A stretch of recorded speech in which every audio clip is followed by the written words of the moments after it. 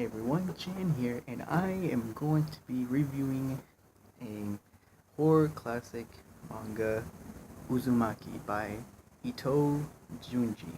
And I've never really read any horror manga or watched any horror anime before. I have, I have watched scary movies, scary books, scary TV shows, but never really a manga or an anime. So I thought this was gonna be very interesting, and just as I know it's a bit late, but yeah, as of a Halloween little treat for me, and I gotta say, it was extremely worth it. As soon as I picked it up, I just couldn't stop. I just kept reading and reading and reading. It was just very good. It only consists of 3 volumes, but not really only consists. It's like they're like thick. They're like these hardcover. I wish I had one to show you, but I unfortunately had to read them online. But I know that they're like these hardcover thick books. There's 3 of them, and yeah, it just. Let me just go ahead and talk about it. It's basically about um, this high school girl named Kikie and her withdrawn boyfriend Shuichi. And Kikie and Shuichi slowly start learning about this curse, Uzumaki, or spiral, which if everyone knows that this spiral is very often used as a hypnotic pattern or symbol. So this author, Ito, he really takes this depth of the spiral and just brings it to its absolute most limit. Like he thinks of everything that he could possibly be able to do with this.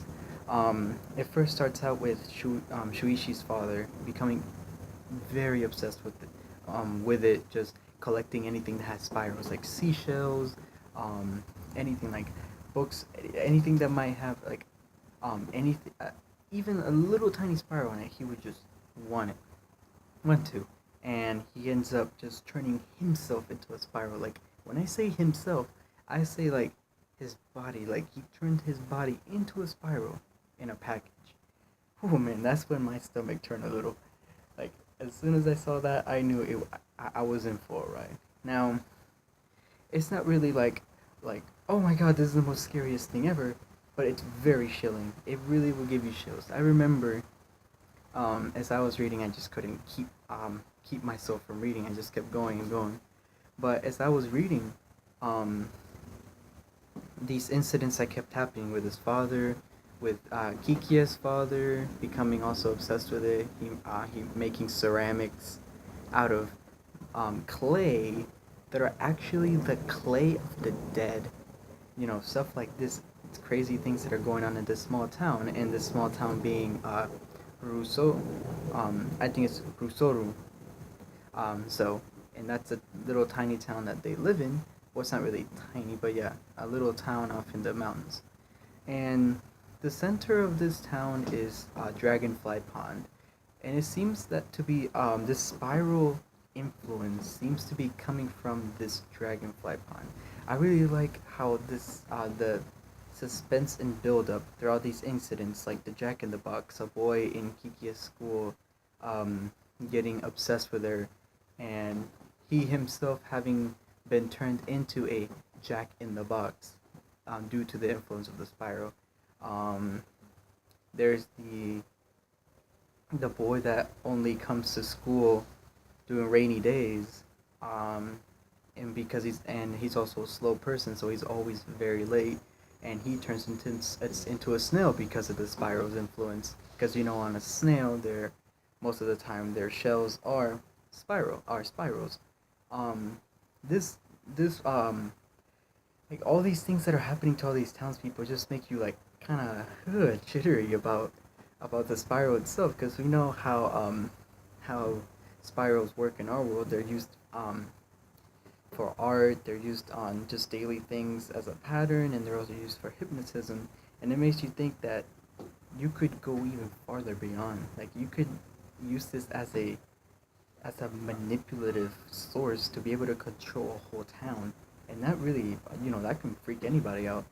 And you know I know that this is very good when in fact I don't really get scared that much, but it's something must be pretty good, and it's scary factor if while you're reading you start becoming a little conscious about spirals. I remember um, I was walking to class once and I was reading because I couldn't stop reading, and I was just like, as I was reading, I was like, kind of looking around, and I see like this spiral, and I kind of get like a chill on my back. I'm like, oh God, don't turn me into a snail. Um, but yeah, I actually kind of got conscious for like a couple hours about spirals, and no joke. And I'm like, wow, that had that much of an impact on me. Now, that's a plus. Now let me go ahead and say, the characters are good.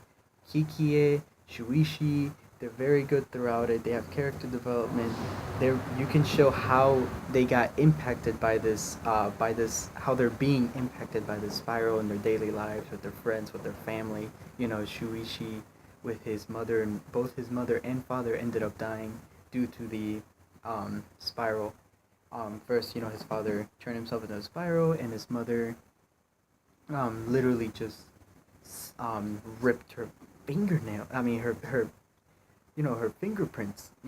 Some of us have spirals as fingerprints, so ever since her husband died, like she got very obsessed with her fear of spirals, and she just started taking everything away from her. The spirals, her fingertips, and her toes too. And then that's when she learns that she has something in her ear, her cochlea, cochlea. I think that's what it's called, in her ear, and it's a spiral shaped thing in your ear. And oh boy, when you have someone that fears spirals and you tell them about that, of course, that's what she did. Literally stabbed into her ears, and it just utterly destroyed her life.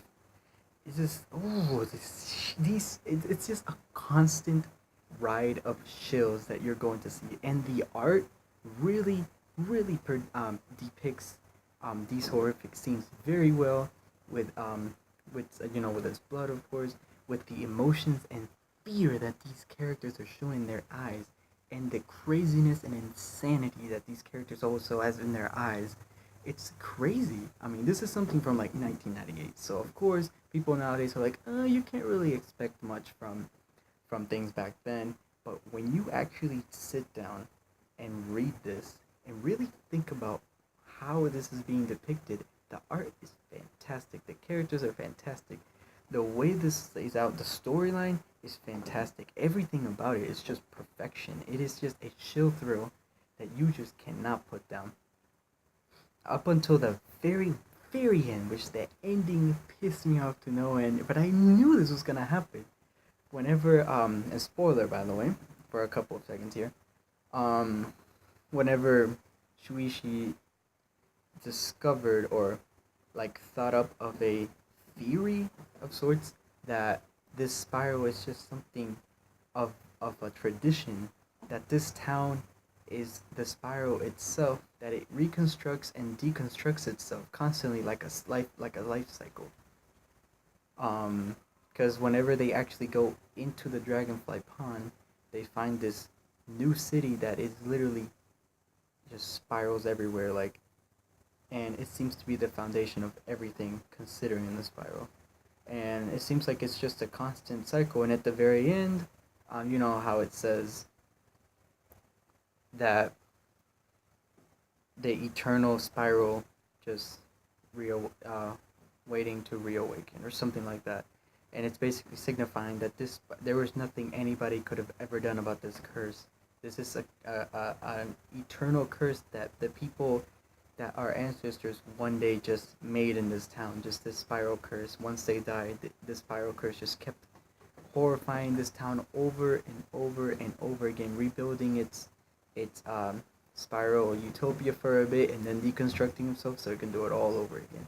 It's very chilling, this fact, and it really freaked me out because, you know, you never would have thought twice about that sort of object, the spiral, except it's hypnotism, and this really opens your eyes to that fact. Like, there could be some pretty freaky facts you don't know about some things. That's what I got from it. I mean, and yeah, and that's pretty much my thought. I thought it was a masterpiece. really freaked me out, gave me some chills. It's been several days since I read it, and I still really think that whew, man, still gave me chills. So, um, I give it a perfect score, 10 out of 10, 5 out of 5. Um, I would love to read that again, at, like, in the middle of the night, whatever, because I really recommend it for anybody who hasn't read it yet, or if you have, you better recommend it to everybody, because it's an eye opener to the world of horror manga. It became very famous because of its deep depiction through the art of the horror. Like, when I say that, I really mean it.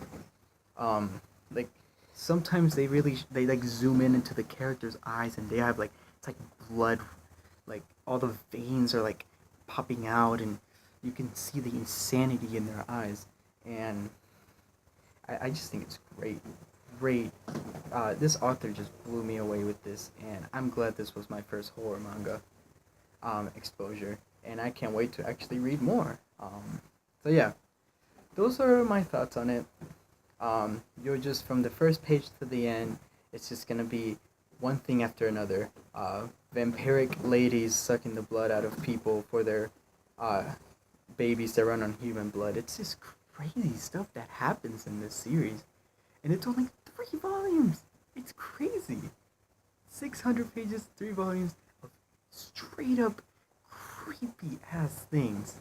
It's crazy, crazy, crazy, crazy. But yeah, I thought it was fantastic. Perfect score.